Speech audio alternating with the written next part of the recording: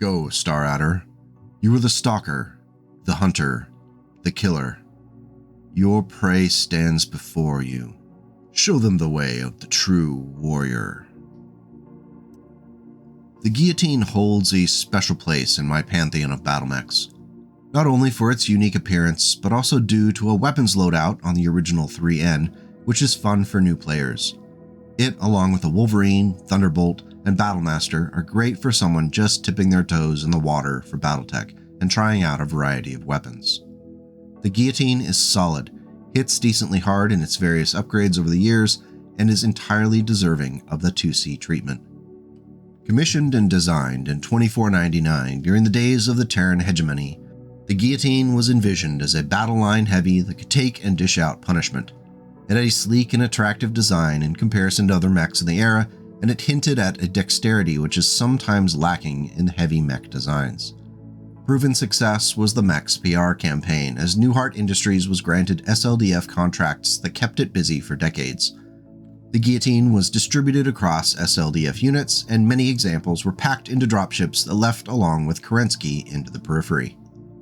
Originally armed with a Sunglow large laser, Coventry SRM-6 launcher, and 4 ExoStar 2 medium lasers, the Guillotine could punch hard at most ranges, though it excelled in the mid and short. For hundreds of years before the Succession Wars, the 12 tons of standard armor it carried was quite respectable for its weight class. Unfortunately, time and endless conflicts gradually wore down the battle mech. New Guillotines were hard to come by, as the factories that could produce the endosteel frame were gradually knocked offline due to the widespread devastation of the Succession Wars. In fact, the Newhart factory on New Earth was itself destroyed completely in 2776, marking the end of the new Guillotine production in the Inner Sphere. Among the clans, the Guillotine was used and abused in the fights over the Pentagon worlds, though some would survive and become inspiration for an eventual 2C design in 2889.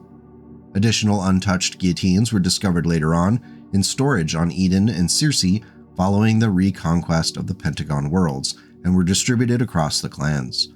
With renewed purpose and the means to make it happen, the clans got to work rebuilding their forces and upgrading SLDF designs with new technology. While many of the 2C designs reflect a radical departure from the inspiring battlemech, the Guillotine 2C did not stray far from what was already considered close to an ideal platform. Keeping it at 70 tons, Clan Coyote scientists sought to improve the existing mech where they could, upgrading the targeting and tracking system, communications, and upgrading the mech to house a Clan standard 280 series engine. With a standard engine and armor, costs were kept to a minimum on what they hoped would remain a powerful frontline battle mech. With a top speed of 65 km per hour and enough jump jets to send it up to 120 meters, the Guillotine 2C is reasonably mobile for its weight class. The jump jets are a good offset for speed and provides the mech with an edge in short-range combat in a variety of environments. The 12 tons of armor remains unchanged for better or worse, and the remaining weight is dedicated to 16 double heat sinks and the mech's weaponry. While many mechs are generally built around one or maybe two main weapons, the Guillotine 2C's primary weapons are an ERPPC in the left arm and a pair of large pulse lasers in the right arm. Those 16 double heat sinks are put to the test, with the addition of 2 more ER medium lasers in the torsos and an SRM-6 in the center torso. Of course, the math on the heat generation on this energy weapon heavy design doesn't look great, but in practice it's usually going to boil down to whether or not you take that ERPPC shot or not. Wanting to get close enough to use the SRM-6 and ER medium lasers, those 2 large pulse lasers are going to be doing a lot of heavy hitting at medium range consistently. More often than not, that ERPPC is not going to be the best choice to maximize your hits and damage potential. Personally, I consider the twin large pulse lasers to be the Guillotine's primary weapon system. It's nice having that ERPPC if you need it for those long shots, but it's not a must-have. If I were to make my own version set in 2889, I'd likely drop the ERPPC in favor of a large pulse laser or an LRM-10. The final product is much closer to what would normally be considered a Clan C type upgrade rather than a genuine 2C design. Technically, because it's a new chassis, it avoids that category, even though you could easily confuse a Guillotine and its 2C cousin on the battlefield. Oh, and the 2C retained the neat searchlight on top. I know that's very important for some players who enjoy fighting in those low light conditions using advanced rules. Even though Clan Coyote put in the considerable effort to upgrade the Guillotine to the 2C design, it was the Star Adders who made the first use of the mech after some savvy wins in Trials of Possession over the early production runs. When Clan Mongoose raided Star Adder territory in 2892, they were expecting an easy win on an Adder homeworld. Instead, they met stiff resistance from the Star Adders, who were able to hold out with local forces for 5 hours before a relief star made up of Guillotine 2Cs showed up and tipped the balance.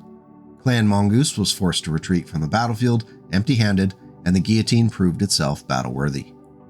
Now, if you're a fan of the 2C series of videos so far, we've kind of glossed over something that I'd like to address here and now.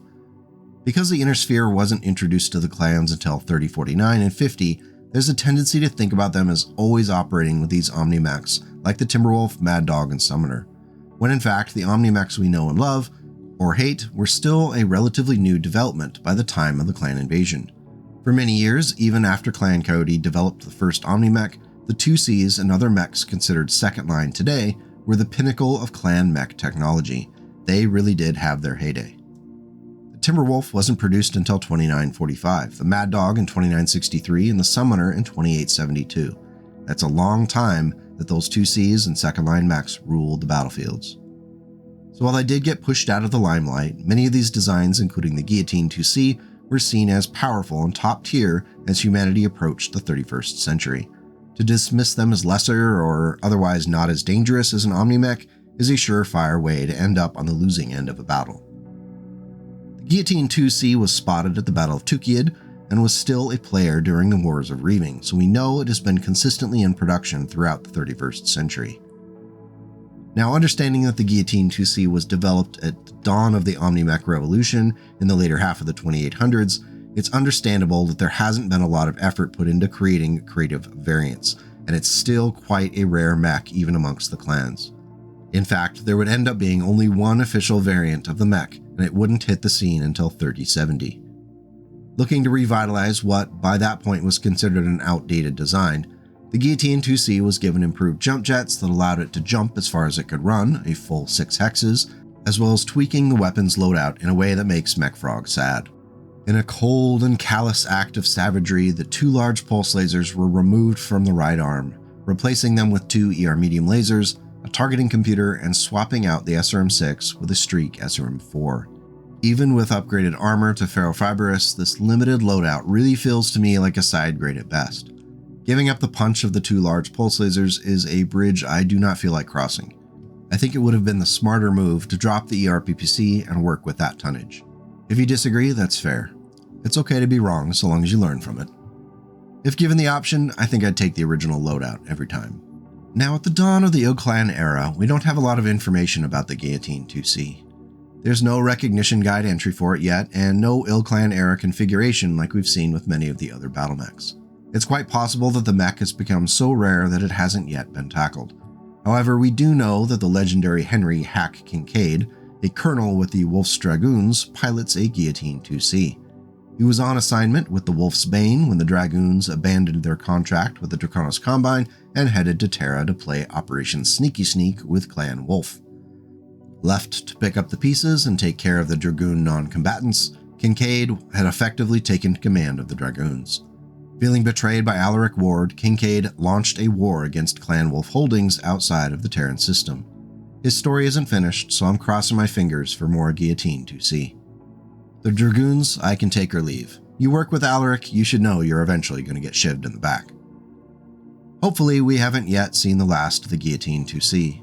In the absence of an official Ill Clan era upgrade, I've decided to take a crack at creating one myself that fits the spirit of the machine. Starting with the original 2C loadout, I pulled the ERPPC, ER medium lasers, and the SRM-6. In the left torso, I've added an ATM-6 launcher with 2 tons of ammunition. Since it's still technically going for that mid to short range frontline mech, I went with the high explosive and standard ammunition. Finally, in the left arm, I added a plasma cannon along with 2 tons of ammunition. I think this 2C3F variant embraces the feel of the original while also taking advantage of some new technologies. It runs a little warm if alpha striking, but ideally, whatever you're shooting at will quickly have heat problems of its own with that plasma cannon in play, so you can slow things down and take shots selectively rather than go for the quick kill. What do you think? Is it worthy? How would you build a Guillotine IIC variant in 3150? Let me know in the comments below. I want to see what you guys could come up with. I've included the record sheet for download in the video comments as well if you are interested and want to play test it. Big thank you for watching and hitting all the buttons that make YouTube happy if you deem it worthy. If you're able, going the extra step to becoming a channel member directly supports this kind of BattleTech content. There's always more stuff out there to cover.